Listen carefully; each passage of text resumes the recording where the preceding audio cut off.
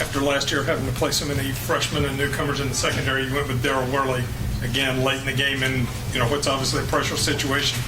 Any flashbacks or thoughts about having to do that again? Well, he's shown he's a talented guy. I mean, he's 6'2" and he's fast and he's got good ball skills. I mean, the only way you get guys like that experience is you play them. He's beat out plenty of guys that played last year. So the more we play him, the better he's going to be. I thought we played pretty good defensively. Number 3 for them is a good player. What's his name? The Laws kid. I mean, he's a good player. Is that his name, or is it the McBride kid? Yeah, that Trey McBride. He's a good player. He made plenty of plays last year. We were in position to make a couple of those plays, and he won the battle. Touched on O'Toole and what he was able to do. Can you go a little more in depth on that? I guess how important that was field position wise, being able to set you guys up. Yeah, I've been saying it for 3.5, 4 weeks that Coach DeForest is as good a special teams coordinator there is in the country. And the schemes that he's put in place, I feel really good about. The amount of time that he's spent with Nick O'Toole, Molinari, Josh Lambert, as well as all the other guys. I mean, it's going to pay off, and it showed it today. I mean, we made a ton of plays in the kicking game. Nothing hurt us out there. Jordan should have caught that punt that hit and moved us down into the 5. I mean, that's probably the one thing that happened special teams wise that I was disappointed with. But other than that, the hidden yardage point of view was something that we capitalized on. He's got a big leg. That's why we recruited him. He's a big kid and he's got a good leg, and he's getting a lot of individual attention from Coach DeForest, which is paying off. Feel like we saw from the running backs today? Yeah, it's disappointing we didn't get loose. We ran the ball probably more than any time in the history of my coaching career. But I felt like it was the right thing to do. They were dropping a lot of people. You couldn't really get a beat on whether they were going to drop them, whether you're going to blitz them. So when they were blitzing them, they were doing it from a look that we felt good about the run game. So they did a good job of taking care of the football. We handed to them a good bit. Thought Dreamus got us some big first downs on some second effort stuff. Wendell's second effort to get in the goal line was good. Sims makes some guys miss some stuff that you don't really see that's kind of between the tackles and stuff. Was a little disappointed we didn't get anybody free. We didn't make a guy miss and get a big play, which I think we will once we as we go on. Yeah, I know you take what teams give you, but do you see the personality of this team being a running type ball club rather than 50 passes a game? Yeah, I mean, that's quite evident. We threw 27 passes, which, I don't care. It doesn't matter to me. I mean, whatever we're good at is what we're going to do.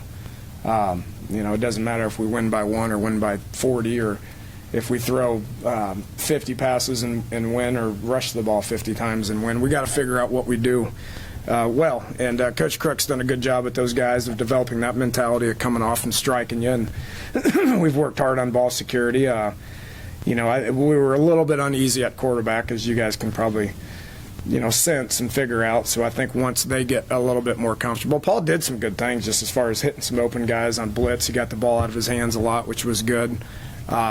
We'll look at the tape and we'll improve on it. I can guarantee you that.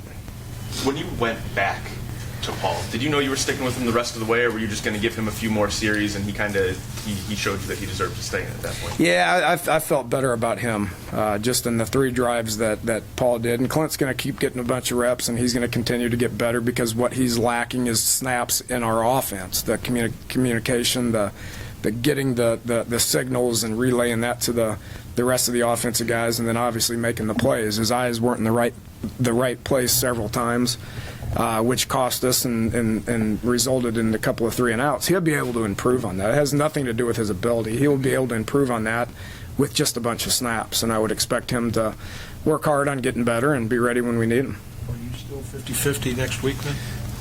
I don't know. I mean, if I was to make a decision right now, it probably wouldn't be the case since how I played Paul the whole second half. But with that said, I mean, we'll look at the tape. There's some things that happened out there that I can't tell until we look at the tape with different checks and, some decisions, but definitely felt a little bit more comfortable with Paul. It seemed like the tempo really picked up in the second half, especially at the beginning with the offense. Was that a discussion you had at halftime with Paul? Yeah, I would say so. He did. I mean, he completed like 80% of his passes. I mean, he was pretty accurate. We just, again, when we fell behind, we were a little bit more interested in doing what we got to do to be able to get back into the game and win, which I felt like we did that. Felt like we were getting enough in the run game to be able to move the ball down and seal it there in the fourth quarter. And again, I said the first quarter, I thought our tempo was great offensively, and then we sat there and we moped around for 4 or 5 series, and then we talked about that at halftime. We came back out and we played much quicker in the second half. What do you see the difference between this year's defense and last year's being? I mean, you have to be a lot more comfortable with what you saw out there today. Yeah. I mean, it's the same scheme. It's the same players. It's a different mentality. Our guys really played pretty good, other than just giving up a couple of big plays to the number 3 guys. It's just our guys are going to have more confidence. They're going to give up plays. I mean, what happened today with number 3 McBride making some plays, that's going to happen. I mean, next week when we play OU, I mean, they're going to have some guys that can make some plays. We got to be able to overcome that and just keep playing, which I think we did a really good job of that today. On the long touchdown to Carswell, did the safety come up because the running game had been so effective? Yeah, since how we're running the ball about 80% of the time at that point. If I was them, I'd probably screw those safeties down as well. Was excited to see him in because he's got juice. He can run. KJ and Ivan are guys that are physical. They're going to play a bunch of snaps. They're going to get their hands on people and make great possession catches, but that they can't run like Ronnie can. So it was time for him to get in there and get behind him. He did. Danny played, I think, all 4 running backs. A lot of receivers, too. I know it's first. Could you let that work? How much room is What I saw today, and that was one thing that we mentioned at halftime too, because we don't have a couple of really good players like we did last year. I want guys that are 100% fresh. So I don't care if it's every snap or every other snap or every third snap. We're going to be rotating a lot of bodies in there. I would assume that we would play harder, we would play faster.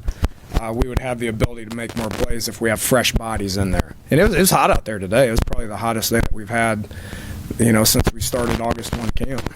So we feel good about the bodies that we played. We'll evaluate it, and the way we pick our position guys is, just because you're a starter doesn't mean you're going to play 50% of the reps. Just depending on how good you get is going to be, and how many reps you can handle is going to be the percentage that you actually play. You can play with 4 receivers at a time. You can only really play 2 backs. Can you play, or is it hard enough just to get 3 backs and receivers? We played a lot of 3 back. Cody being one of the 3. I mean, it's like a true halfbacks, right? Right. That's like 4, if you cut off 3 maybe, or You got any ideas? No. Yeah. I've never done 4 running backs. I mean, she's looking at this. We probably ought to. I don't know. I've said Charles probably could be one of our best receivers. We just lined him up there. If you're going to run it 80% of the time, like you're saying, there might be. I never said that. We did have a quarterback complete 80-some% of his passes, so I was happy with that. Did you just run out of positions for Pat Eager to play today? Played a lot, didn't he?